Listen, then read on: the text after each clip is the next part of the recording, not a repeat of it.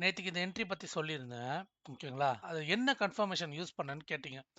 இப்போ பாருங்க, இங்க எனக்கு லிக்விடிட்டி இருக்கு தெரியுதா? ஸோ ரெசிஸ்டன்ஸ் பிரேக் ஆன உடனே கண்டிப்பா எல்லா பைக்கு தான் யோசிப்பீங்க. ஓகேங்களா?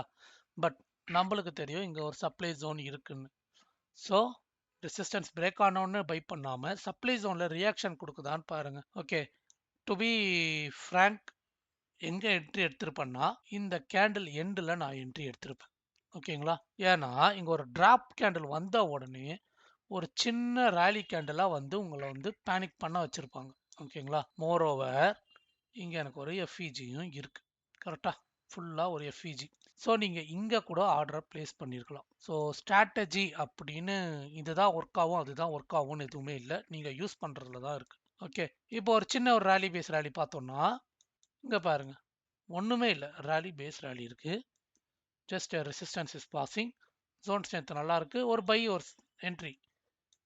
ஓகே, ஸோ பட் இது எல்லாத்தையும் நீங்கள் கேப்சர் பண்ணியிருப்பீங்களான்னு கேட்டிங்கன்னா கேப்சர் பண்ணியிருக்க மாட்டீங்க. அது டோட்டலாக உங்களோட ரிஸ்க் மேனேஜ்மெண்ட். ஓகே, ஸோ என்ன கேட்டிங்கன்னா இந்த ரெசிஸ்டன்ஸ் பிரேக் ஆன உடனே நான் வெளியே வந்துட்டு இருப்பேன்.